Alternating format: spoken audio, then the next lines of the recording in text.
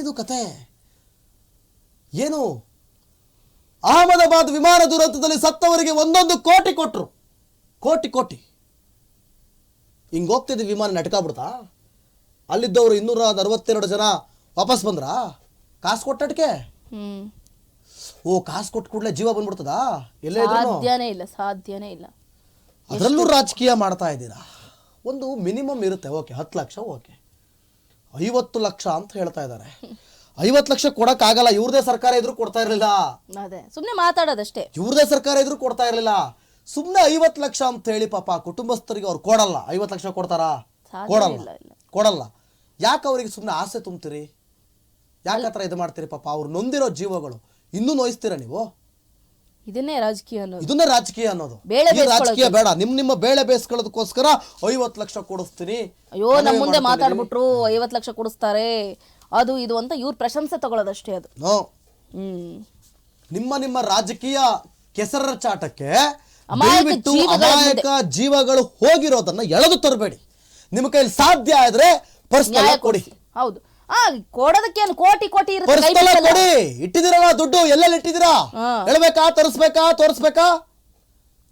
ನೀವು ಎಲ್ಲೆಲ್ಲ ಇಟ್ಟಿದ್ದೀರಾ ದುಡ್ಡು?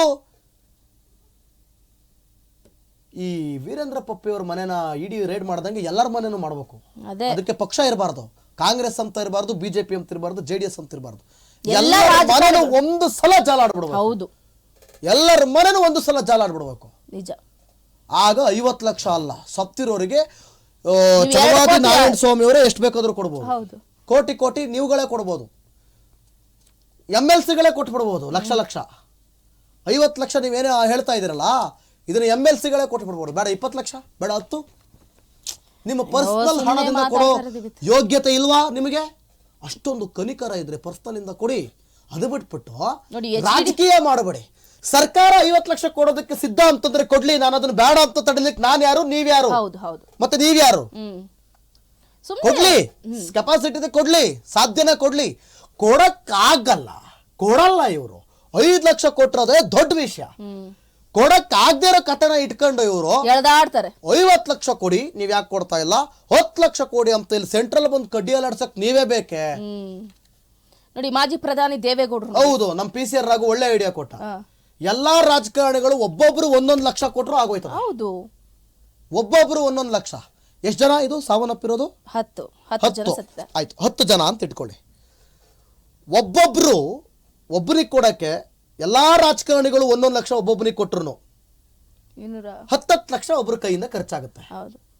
10 ಲಕ್ಷ ಎಲ್ಲಾ ರಾಜಕಾರಣಿಗಳು ಕೊಟ್ರು. ಇವತ್ತು 5 ಲಕ್ಷ 50 ಲಕ್ಷ ನೀವು ಹೇಳಿದ ಅಮೌಂಟ್ ಆಗ್ಬಿಡುತ್ತಲ್ಲ. 50 ಜನ ಇಲ್ವಾ ಮೇನ್ ರಾಜಕಾರಣಿಗಳು ನಮ್ಮಲ್ಲಿ? 1 ಲಕ್ಷ ಅಂದ್ರೆ 50 ಲಕ್ಷ ಆಗಲ್ವಾ? 50 ಜನ ಇಲ್ವಾ? ಈ 50 ಜನ ರಾಜಕಾರಣಿಗಳು 10 ಲಕ್ಷ ಖರ್ಚು ಮಾಡಕ್ ರೆಡಿ ಇಲ್ವಾ 10 ಜನರಿಗೆ? ಬರೀ ಬಿಲ್ಡಪ್ಗಳು, ಬರೀ ರಾಜಕೀಯ. ಸತ್ರು ರಾಜಕೀಯ, ಬೆಂಕಿ ಬಿದ್ರು ರಾಜಕೀಯ, ಕಲ್ಲು ಹೊಡೆದ್ರು ರಾಜಕೀಯ, ಏನ್ ಹೊಡೆದ್ರು ರಾಜಕೀಯ, ಒಟ್ಟು ರಾಜಕಾರಣಿಗಳು ಕಾಲ್ ತುಣಿತ ಆದ್ರೂ ರಾಜಕೀಯ, ಏನಾದ್ರೂ ರಾಜಕೀಯ. ದೇವಸ್ಥಾನದಲ್ಲಿ ಪೂಜೆ ಆಗ್ಲಿಲ್ಲ ಅಂದ್ರೂ ರಾಜಕೀಯ, ಊಟ ಕೊಡ್ಲಿಲ್ಲ ಅಂದ್ರೂ ರಾಜಕೀಯ.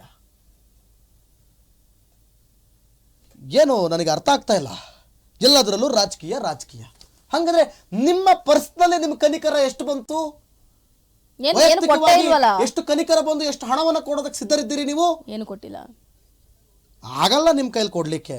ಸಾಧ್ಯನಾ ಅದು? ನಿಮ್ಗೆ ರಾಜಕಾರಣ ನಿಂತ್ಕೊಂಡು ರಾಜಕಾರಣ ಮಾಡ್ಲಿಕ್ಕೆ ಮಾತ್ರ ಸಾಧ್ಯ. ನಾನು ಇಲ್ಲಿ ಆಡಳಿತ ಪಕ್ಷ ಅಥವಾ ವಿರೋಧ ಪಕ್ಷ ಅಂತಲ್ಲ, ಅಥವಾ ಛಲವಾದಿ ನಾರಾಯಣ ಸ್ವಾಮಿ ಅಥವಾ R ಅಶೋಕ್ ಅಂತ ನಾನು ಹೇಳ್ತಾ ಇಲ್ಲ. ಟಾರ್ಗೆಟ್ ಏನಿಲ್ಲ, ಯಾರು ಅಲ್ಲ. ಇಲ್ಲಿ ಆಡಳಿತ ಪಕ್ಷ ಆಗಿರ್ಲಿ, ಸಿದ್ದರಾಮಯ್ಯನವ್ರ ಜೋಬಿಂದ ಕೊಡಿ ನೋಡೋಣ, ಹಾಗಲ್ವಾ? ಕಾಲ್ ತುಣಿತ ಆದಾಗ RCB ಅವರು 25 ಲಕ್ಷ ಅನೌನ್ಸ್ ಮಾಡಿದ್ರು, ಘೋಷಣೆ ಮಾಡಿದ್ರು. ಅವ್ರೇನ್ ಗೌರ್ಮೆಂಟಾ? ನೀವು ನಿಮ್ಮ ತಪ್ಪುಗಳನ್ನ ಮುಚ್ಚಾಕೊಂಡ್ರಿ. ನಾನು ಓಪನ್ ಆಗಿ ಹೇಳ್ತೀನಿ ರೀ, ನೀವೇನಾದ್ರೂ ಅಂದ್ಕೊಳ್ಳಿ, ನೀವು ನಿಮ್ಮ ತಪ್ಪುಗಳನ್ನ ನೀವು ಮುಚ್ಚಾಕೊಂಡಿದ್ದು, ನೀವೇ ಕರೆಸಿದ್ದು. ಹೌದು, ಅಷ್ಟು ಅರ್ಜೆಂಟ್ ಮಾಡುವಂತ ಅವಶ್ಯಕತೆ ಇರ್ಲಿಲ್ಲ. ನೀವು ಅಂತ ಗೌರ್ಮೆಂಟ್ ಆಗಿರೋರು ತಡಿಬೋದಿತ್ತು. ನಿಮ್ ಕೈಲಿ ಆಗಲ್ವಾ ತಡಿಲಿಕ್ಕೆ? ಅವತ್ತು RCB ಕಾರ್ಯಕ್ರಮನ ಇವರೇ ಉತ್ಸಾಹಕರಾಗ್ಬಿಟ್ಟಿದ್ರು. ಅವತ್ತು ಒಂದ್ ಸಣ್ಣ ನಾಲೆಡ್ಜ್ ಇಲ್ವಾ RCBಗೆ ಎಷ್ಟು ಅಭಿಮಾನಿಗಳಿದ್ದಾರೆ ಅಂತ? ನೀವೇ ಕರೆಸಿ 18 ವರ್ಷದ ಮೇಲೆ 18 ವರ್ಷದ ಮೇಲೆ ಗೆದ್ದಿದೆ ಅಂತಂದ್ರೆ DK ಶಿವಕುಮಾರ್ ಕಪ್ಪು ಎತ್ತಿ ಹಿಡ್ಕೊಂಡ್ಬಿಟ್ಟವ್ರೆ, ಪ್ರಾಣ ಹೋಗಿದಾವೆ. ಇವ್ರು ಕಪ್ಪು ಎತ್ತಿ ಹಿಡ್ಕೊಂಡು ಫೋರ್ಸ್ ಕೊಡ್ತಾವ್ರಲ್ಲಿ. ನಿಜ. ವಾಪಸ್ ಏನಾಯ್ತು, RCB ಅವ್ರ ಮೇಲೆ ಹಾಕ್ಬಿಟ್ರಿ.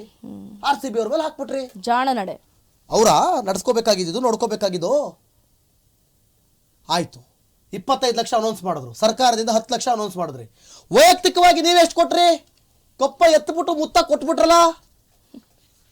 ಮಕ್ಕಳು ಮನೆಯೆಲ್ಲ ಸ್ಟೇಜ್ ಮೇಲೆ ನಿಲ್ಲಿಸ್ಕೊಂಡು selfie ತಕೊಂಡ್ರಲ್ಲ. ನಿಮ್ಮಿಡೀ ಕುಟುಂಬಸ್ಥರನ್ನೆಲ್ಲ ನಿಂತ್ಕೊಂಡಲ್ಲಿ selfie ತಕೊಂಡ್ರಲ್ಲ.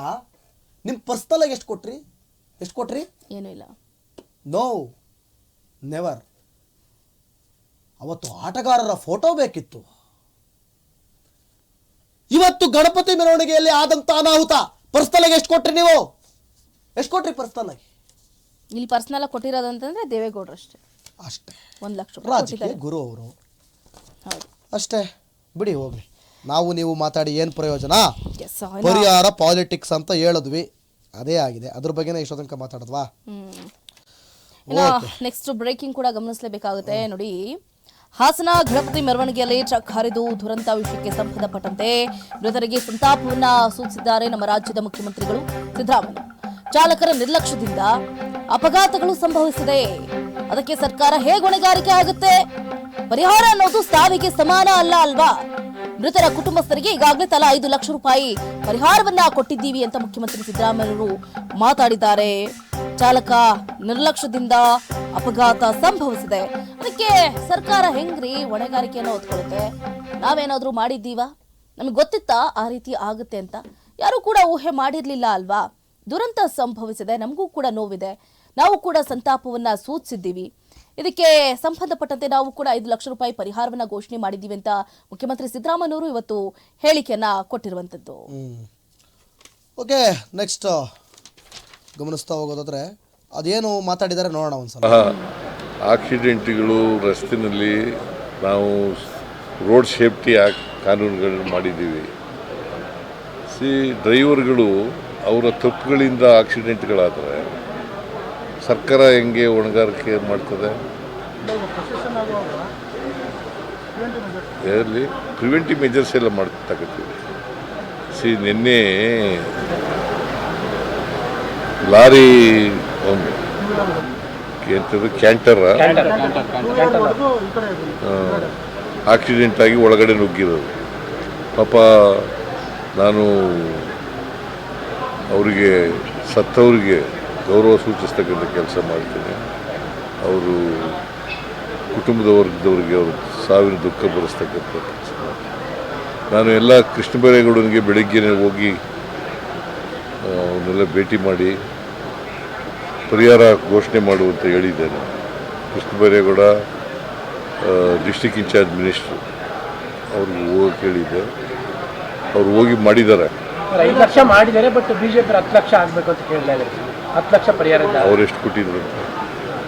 Central government 2 lakh, central government PM 2 lakh announce ಮಾಡಿದ್ದಾರೆ. ಸೊ ಇವ್ರು 5 ಲಕ್ಷ ಮಾಡಿದ್ರೆ 10 ಲಕ್ಷ ಮಾಡಿರ್ತಾರೆ. ಸರಿಯಪ್ಪ, ಇವ್ರ ಕಾಲದ ಅಧಿಕಾರದಲ್ಲಿ ಇದ್ರಲ್ಲ, ಆಗ ಎಷ್ಟು ಮಾಡಿದ್ರು? ಕೇಳ್ದೇನಪ್ಪ ಅದನ್ನ? ಆಗಿದ್ದ ಕೇಳ್ತಾ ಇದ್ವಿ ಸರ್, ಆಗಿದ್ದ ಕೇಳ್ತಾ ಇದ್ವಿ. ಮತ್ತೆ ಮಾಡಿಲ್ವಲ್ಲ ಅವರು. ಹೆಚ್ಚಾಗಿ ಕೊಟ್ಟಿದ್ರೆ ಪರವಾಗಿಲ್ಲ ಅಂತ ಅನ್ಬೋದಾಗಿತ್ತು. ಪರಿಹಾರ ಕೊಡೋದು, ಅವ್ರನ್ನ ಸತ್ತದವ್ರಿಗೆ ನಾವು ವಾಪಸ್ ತರ್ತೀವಿ ಅಥವಾ ಅದಕ್ಕೆ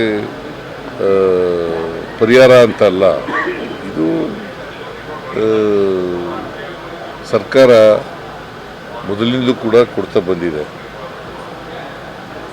ಅವರ ಕುಟುಂಬ ವರ್ಗದವರಿಗೆ ಅವರಿಗೆ ಸಾಂತ್ವನ ಹೇಳಲಿಕ್ಕೋಸ್ಕರವಾಗಿ ಈ ಥರದ್ದು ಮಾಡ್ತೀವಿ. ಹಾಗಂತೇಳಿ ಸಾವಿಗೆ ಸಮಾನ ಅಂತಲ್ಲ ಪರಿಹಾರ. ಬಿಜೆಪಿ ಅಂತಲ್ಲ ಸರ್, ಎಲ್ಲರೂ ಕೂಲಿ ಕಾರ್ಮಿಕರು ಮತ್ತೆ ಮನೆಗೆ ಇಂಜಿನಿಯರಿಂಗ್ ವಿದ್ಯಾರ್ಥಿಗಳಿದ್ರು, ಹಾಗಾಗಿ ಸರ್ಕಾರ ಏನಾದ್ರನ್ನ ಪರಿಗಣಿಸುತ್ತಾ ಅಂತ. ಬಿಜೆಪಿ ಬೇಡ ಸರ್, ಬಿಜೆಪಿ ವಿಚಾರ ಅಲ್ಲ. ಕೂಲಿ ಕಾರ್ಮಿಕರಿದ್ರು, ವಿದ್ಯಾರ್ಥಿಗಳಿದ್ರು ಅಂತ ಜಾಸ್ತಿ ಮಾಡ್ತಾರೆ ಸರ್ಕಾರ ಅಂತ.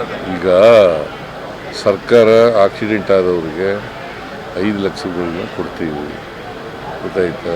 ಸತ್ತದವ್ರಿಗೆ, ಆಕಸ್ಮಿಕವಾಗಿ ಸತ್ತದವ್ರಿಗೆ 2 ಲಕ್ಷ ಕೊಡ್ತೀವಿ. ಇವ್ರಿಗೂ ಕೂಡ 5 ಲಕ್ಷ ರೂಪಾಯಿ ಅನೌನ್ಸ್ ಮಾಡಿದ್ವಿ. ಸ್ಪೆಷಲ್ ಕೇಸ್ ಅಂತ ಕನ್ಸಿಡರ್ ಮಾಡಬಹುದು ಅಂತ ಸರ್. ಕೂಲಿ ಕಾರ್ಮಿಕರು, ವಿದ್ಯಾರ್ಥಿಗಳ ಹೆಚ್ಚಿನ ಸಂಖ್ಯೆಯಲ್ಲಿ ಇದ್ದಾರೆ ಅಂತೇಳಿ ಸರ್. ಮತ್ತೆ ಆರ್ಥಿಕವಾಗಿ ಹಿಂದುಳಿದ ಮಕ್ಕಳುಗಳೇ ಜಾಸ್ತಿ ಇದ್ದಾರೆ. ಎಲ್ಲ ಆರ್ಥಿಕವಾಗಿ ಹಿಂದುಳಿದವ್ರೆ ಅಂತಲೇ ಕೊಡೋದು ಪರಿಹಾರ. ಸ್ಪೆಷಲ್ ಕನ್ಸಿಡರೇಷನ್ ಆಗುತ್ತಾ ಅಂತ ಸರ್ಕಾರದಿಂದ? ಈಗ ಒಬ್ರು ಕೊಡಕ್ ಬರಲ್ಲ. ಇದು ನಾಟ್ ಎ ಕ್ವಶನ್ ಆಫ್ ಒಬ್ಬರಿಗೆ ಕೊಡೋದು ಇನ್ನೊಬ್ಬರಿಗೆ ಕೊಡದೇ ಇರೋಕ್ಕಂಗ ಎಲ್ರಿಗೂ ಈಕ್ವಲ್ ಆಗಿ ಕೊಡಬೇಕು. 3 ವರ್ಷದ ನಂತರ ಮಣಿಪುರಕ್ಕೆ ಮೋದಿ ಅವರು ಇವತ್ತು ಭೇಟಿ ಕೊಡ್ತಾ ಇದ್ದಾರೆ. ಅದೇ ಯಾವಾಗ ಅಲ್ಲಿ ಗಲಾಟೆ ಆಯ್ತಿದ್ದಾಗ ಹೋಗಲಿಲ್ಲ ಇವರು. ಈಗೆಲ್ಲ ಗಲಾಟೆ ಎಲ್ಲ ಕಡಿಮೆ ಆದಮೇಲೆ ಹೋಗಿದ್ದಾರೆ. ಯಾಕೆ ಹೋಗಲಿಲ್ಲ ಅವರು? ಇಷ್ಟು ವರ್ಷ 7 ವರ್ಷದಿಂದ ಆಯ್ತಲ್ವ, 7 ವರ್ಷದಿಂದ ಯಾಕೆ ಹೋಗಲಿಲ್ಲ?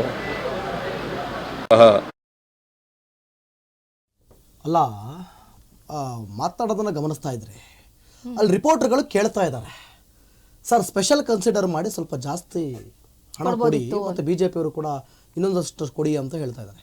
ಕೊಡ್ತೀನಿ ಅಂದರೆ ಕೊಡ್ತೀನಿ ಅನ್ಬೇಕು, ಕೊಡಲ್ಲ ಅಂದರೆ ಕೊಡಲ್ಲ ಅನ್ಬೇಕು. ಅವ್ರು ಕೊಟ್ಟಿದ್ದಾರಾ? ಅವ್ರು ಕೊಟ್ರಾ? ಇವ್ರು ಕೊಟ್ರಾ? ಅವರೆಷ್ಟು ಕೊಟ್ಟರು ಕೇಂದ್ರದವರು? 2 ಲಕ್ಷ ಶಾಖ ಹಿಂಗಂದ್ರೆ ವಾ ಅಣ್ಣ, ಅವ್ರು ಕೊಟ್ರೆ ಇವ್ರು ಕೊಟ್ರೆ ಬೇಡ ಅಣ್ಣ, ನೀವು ಕೊಟ್ರಾ? ಇದು ಇಂಪಾರ್ಟೆಂಟು ಅಲ್ಲ. ಕಾಮಿಡಿ ಅಲ್ಲ, ನೀವು ಕೊಟ್ರಾ? ಸರಿ, ಅವ್ರು ನೀವು ಹೋಗಿದ್ರ ಸ್ಥಳಕ್ಕೆ? ಅವ್ರು ಹೋಗಿದ್ರಾ? ಅಣ್ಣ ನೀವು ಹೋಗಿದ್ರ ಅಣ್ಣ? ಅವ್ರು ಹೋಗೋದಲ್ಲ, ಅವರು ಆಡಳಿತ ಪಕ್ಷದವರಲ್ಲ, ಅವರು ವಿರೋಧ ಪಕ್ಷದವರು. ನಿಮ್ಮನ್ನ ಕೇಳಿದಾಗ ಅವ್ರು ಹೋಗಿದ್ರ, ಇವ್ರು ಹೋಗಿದ್ರ, ಅವ್ರು ಕೊಟ್ರ, ಇವ್ರು ಕೊಟ್ರ? ಅವ್ರ ಅಧಿಕಾರದವ್ರಲ್ಲಿ ಎಷ್ಟು ಕೊಟ್ಟಿದ್ರು? ನಾವು ಅದಕ್ಕಿಂತ ಜಾಸ್ತಿ ಕೊಟ್ಟಿಲ್ವಾ? ಏನ್ರಣ್ಣ ಇದು?